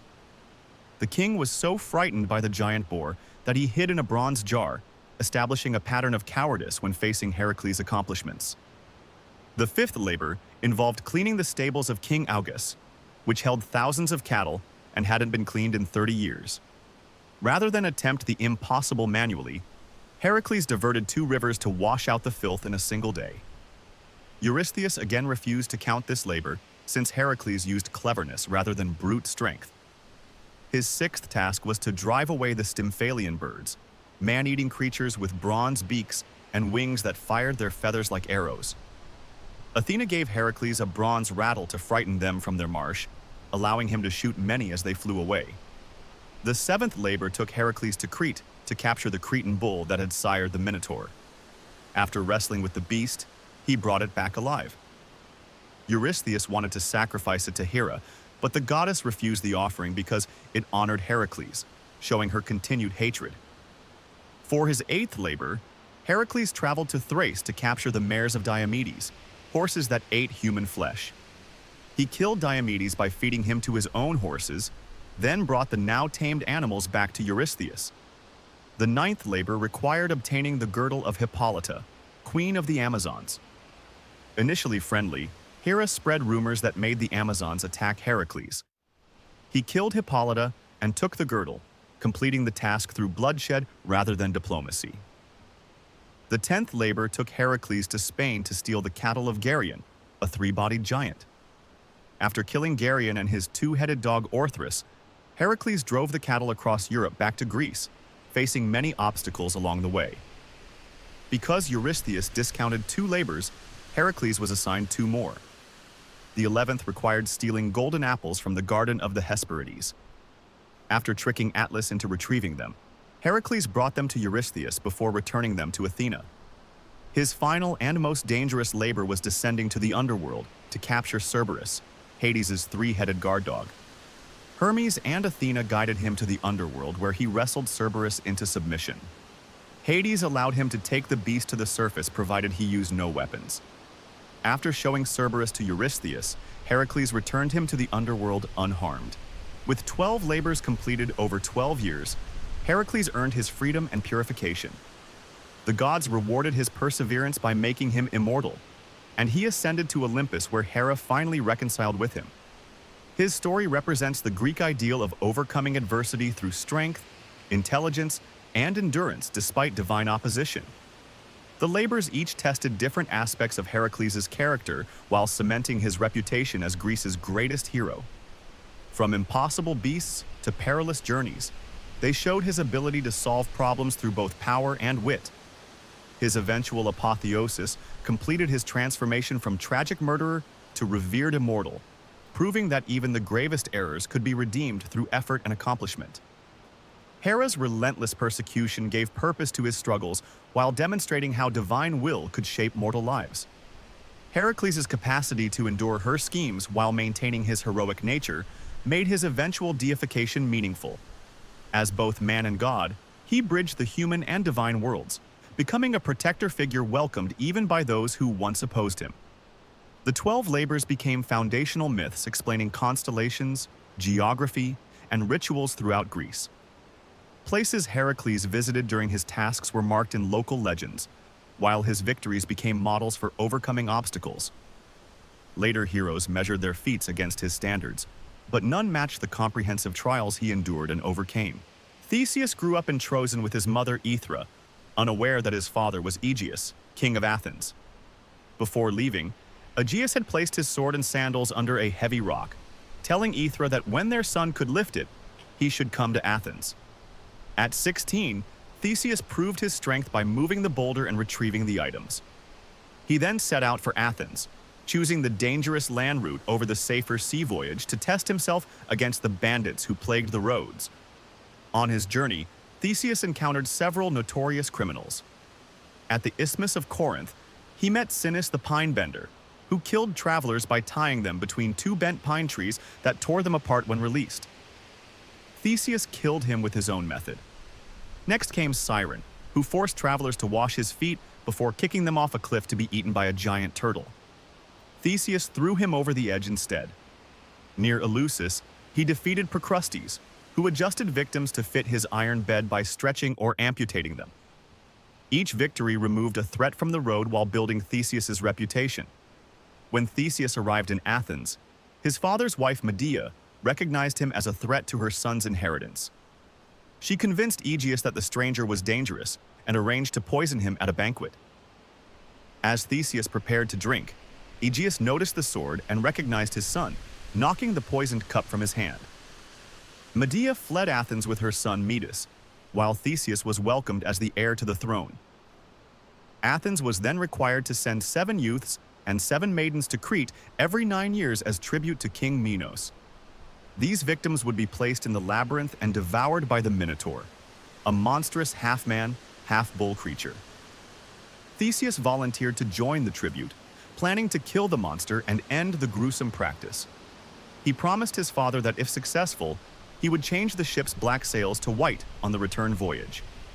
In Crete, King Minos' daughter Ariadne fell in love with Theseus. She gave him a ball of thread and advised him to tie one end at the entrance and unwind it as he went through the labyrinth. This would allow him to retrace his steps after killing the Minotaur. Theseus entered the maze, followed the twisting passages, and found the monster at its center. After a fierce struggle, he killed it with his sword, then followed the thread back to the entrance. Theseus escaped Crete with Ariadne and the Athenian youths, but abandoned her on the island of Naxos. Some versions say he left her sleeping, others that Dionysus claimed her as his bride. The ship continued toward Athens, but in his excitement, Theseus forgot to change the sails from black to white. His father Aegeus, watching from the Acropolis, saw the black sails and believed his son dead. In grief, he threw himself into the sea that now bears his name. As king, Theseus united the villages of Attica under Athenian rule, creating a stronger centralized government. He established festivals and reformed laws, earning praise as a wise ruler. However, his personal life brought trouble. His marriage to Hippolyta, queen of the Amazons, ended in conflict when he later took Phaedra as his wife. The Amazons attacked Athens in retaliation, leading to Hippolyta's death in battle. Theseus's later years saw a decline in his fortunes. When his friend Pirithous convinced him to help kidnap Persephone from the underworld, the plan failed disastrously. Hades trapped them both, and though Heracles later rescued Theseus, Pirithous remained imprisoned. Theseus returned to find Athens in turmoil. His attempts to regain control failed, and the citizens exiled him to the island of Skyros. There, King Lycomedes pushed him off a cliff to his death. The story of Theseus shows both heroic achievement and human failing. His early deeds cleared dangerous roads and ended the Minotaur's terror. As king, he strengthened Athens politically. Yet his treatment of Ariadne, his forgetfulness that caused his father's death, and his poor decisions in later life demonstrate how even great heroes could falter.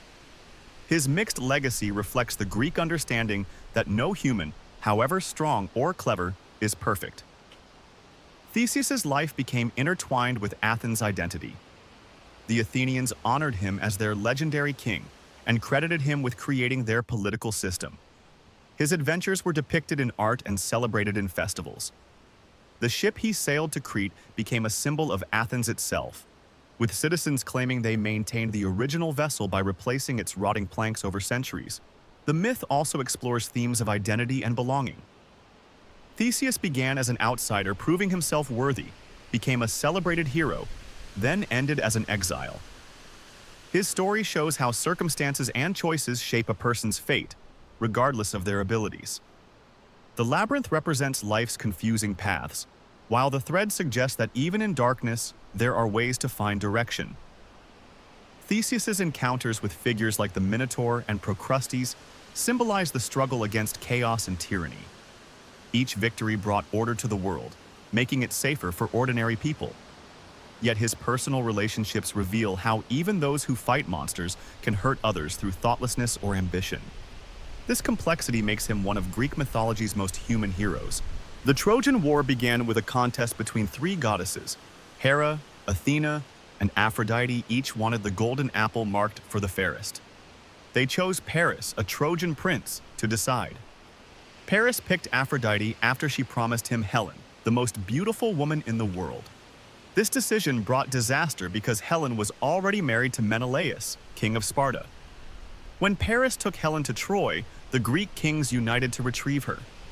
Menelaus and his brother Agamemnon gathered forces from across Greece. They assembled at Aulis with over 1,000 ships. The greatest warriors came, including Achilles, Odysseus, and Ajax. The Greeks sailed to Troy and laid siege to the city for 10 years. The gods took sides in the conflict. Hera and Athena supported the Greeks because Paris had rejected them in the beauty contest. Aphrodite helped the Trojans since she had won Paris's favor. Apollo also aided Troy after Agamemnon insulted one of his priests. The gods' involvement meant the war's outcome wasn't decided just by human efforts. Early in the war, Achilles proved himself the greatest Greek warrior. He defeated many Trojan champions and pushed their army back to the city walls. Then Agamemnon angered him by taking Briseis, a captive woman Achilles had claimed as his prize. Achilles withdrew from battle, refusing to fight. Without him, the Greeks began losing. To turn the tide, Achilles allowed his friend Patroclus to wear his armor and lead his troops. Patroclus succeeded at first, driving the Trojans back, but Hector, the Trojan prince, killed Patroclus in combat and took the armor. When Achilles heard of his friend's death, his rage became unstoppable. His mother Thetis had new armor made for him by Hephaestus. Achilles returned to battle seeking revenge. He slaughtered countless Trojans before facing Hector. They fought outside Troy's walls until Achilles killed Hector with a spear to the throat. Achilles then dragged Hector's body behind his chariot around the city for days. Even this didn't satisfy his anger. Only when Hector's father Priam came secretly to beg for his son's body did Achilles show mercy. Other events during the long siege showed the war's brutality. Odysseus tricked the Trojan ally Palamedes into looking for treasure in a well, then buried him alive. The Greek archer Philoctetes, abandoned earlier with a festering wound, returned to kill Paris with Heracles' bow. The Amazon queen Penthesilea came to aid Troy, but fell to Achilles, who mourned killing such a noble opponent.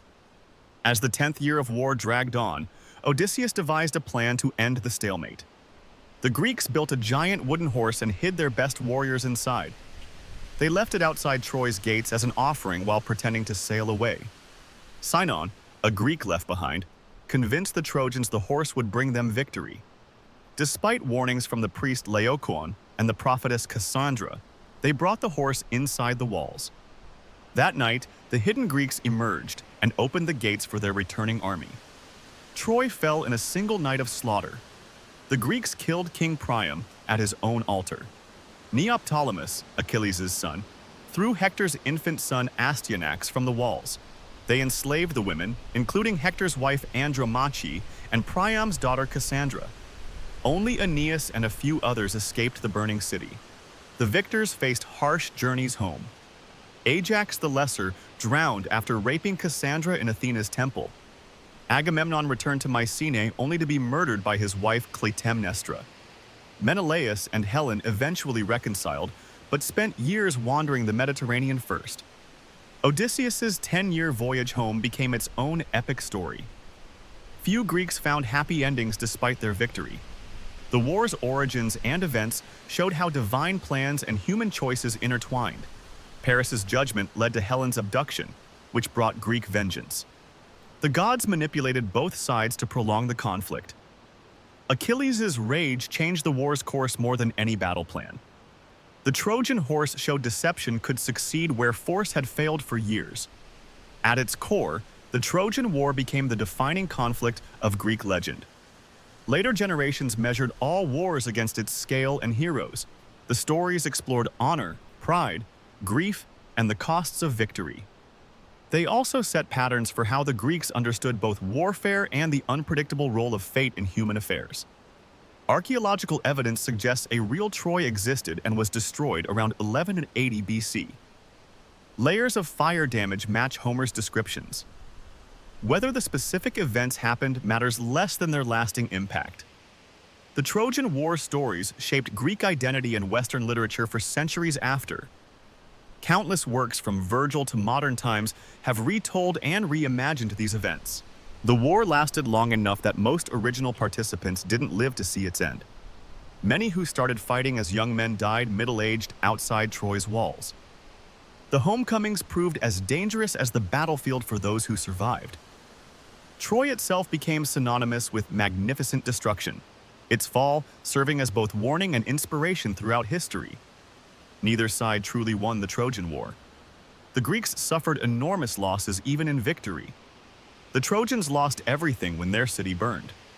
Only the stories remained completely intact, passed down through generations until written records preserved them. These accounts made permanent what the flames couldn't destroy: the memory of those who fought and the lessons of their tragic conflict. The war's duration and costs seemed disproportionate to its original cause. One man's choice to take another's wife launched a decade of bloodshed. This reflected the Greek view of how small decisions could have vast unintended consequences. The gods' interference showed how little control humans had over their fates, even in victory. The stories didn't glorify war so much as reveal its full human cost. All the major Greek heroes who fought at Troy became legends. Their flaws shaped the narratives as much as their strengths. Achilles had unmatched skill but uncontrollable rage. Odysseus possessed brilliant cunning but struggled with pride. Agamemnon commanded respect but made disastrous choices. Their complex portrayals made the Trojan War stories endure long after the Bronze Age ended. Modern excavations continue to uncover Troy's layers, matching Homer's descriptions of a wealthy city rebuilt multiple times. The blending of myth and history creates ongoing fascination.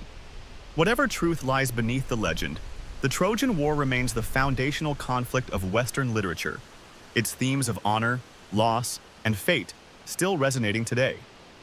The surviving Trojans faced difficult journeys mirroring those of the Greeks. Aeneas's travels to Italy became the basis for Rome's origin myths. Other refugees supposedly founded cities across the Mediterranean. The war's reach extended far beyond Troy, scattering survivors whose descendants would shape the classical world for centuries. In this way, the conflict never truly ended, only transformed.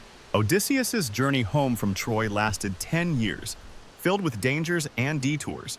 After leaving the ruined city, he and his crew first reached the land of the Cacones. They sacked the city but stayed too long celebrating. The Cacones gathered reinforcements and attacked, killing many of Odysseus's men. This early mistake taught him that victory could quickly turn to loss if they didn't remain cautious. The next stop brought them to the island of the Lotus Eaters. Some crew members ate the lotus flowers and lost all desire to return home. Odysseus had to drag them back to the ships by force.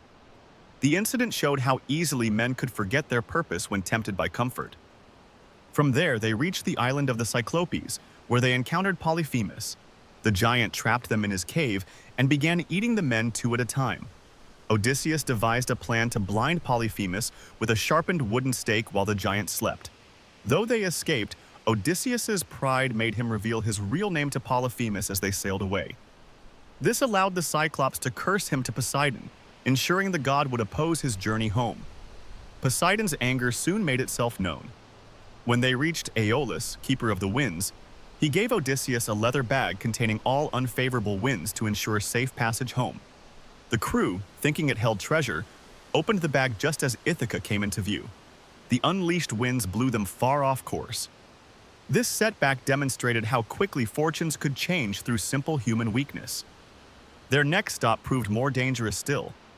The sorceress Circe turned half the crew into pigs when they came to her palace. Odysseus, protected by a herb from Hermes, resisted her magic and forced her to change his men back. She kept them on her island for a year before advising Odysseus to visit the underworld for guidance. In the land of the dead, the prophet Tiresias warned him of the challenges ahead: the Sirens, Scylla, and Charybdis, and the cattle of Helios. He also saw the spirits of many dead companions, including his mother, who had died of grief during his absence. Following Circe's further advice, Odysseus had his crew plug their ears with wax to pass the sirens safely. He alone listened to their deadly song while tied to the mast, experiencing the temptation but surviving it. This showed both his desire for knowledge and his understanding of human weakness. Then came the choice between Scylla, a six-headed monster, and Charybdis, a deadly whirlpool. Choosing to pass near Scylla cost him 6 men, but saved the rest from certain destruction in the whirlpool. Exhausted, they reached Thrinacia, island of the sun god Helios. Despite warnings, the starving crew slaughtered some of his sacred cattle when Odysseus was asleep. Helios demanded Zeus punish them. As they sailed away, Zeus destroyed their ship with a thunderbolt. Only Odysseus survived, clinging to wreckage until he reached the island of Calypso. The nymph Calypso kept him as her lover for 7 years before Hermes ordered his release. She helped him build a raft, but Poseidon smashed it in another act of vengeance. Odysseus washed up on Scheria, where King Alcinous and his daughter Nausicaa helped him finally return to Ithaca after 20 years away. Back home, he found his palace overrun by suitors trying to marry his wife Penelope and claim his kingdom. Disguised as a beggar with Athena's help, he assessed the situation. Penelope had delayed the suitors by unraveling her weaving each night, but they had grown bold. Odysseus revealed himself to his son Telemachus, and together they prepared their revenge. When Penelope set an archery contest only Odysseus could win, the slaughter began. He and Telemachus killed all the suitors, ending their threat. The long journey changed Odysseus profoundly. He learned patience and restraint during his wanderings. His earlier arrogance had cost him years, but his intelligence and adaptability eventually brought him home.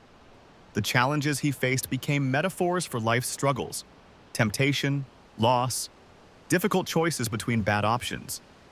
His reunion with Penelope showed lasting love could survive separation and hardship. Yet, the story also carried warnings about pride and the cost of defiance toward the gods. Odyssey's tale became the archetype for all epic journeys that followed. Its structure of trials and ultimate homecoming influenced countless later stories.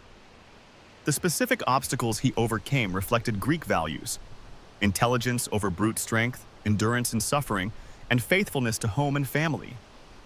Though the gods opposed him at times, his determination and cleverness allowed him to prevail in the end. His story remains one of the most complete examinations of what it means to be human in the face of forces beyond mortal control. Greek myths have shaped Western culture for thousands of years. These stories explore power struggles between gods and mortals, love's destructive and creative forces, and humanity's attempts to understand death. The characters, from Zeus to Odysseus, represent timeless aspects of human nature that still resonate today. Their influence appears in art, from Renaissance paintings to modern films. Psychologists use these myths to understand human behavior, like the Oedipus complex. The Greek gods weren't perfect, which made their stories compelling. Their flaws and choices created narratives that continue to teach us about ourselves, even in the modern world. Myths endure because they help explain universal experiences through dramatic storytelling. Thanks for watching this video. Subscribe for more.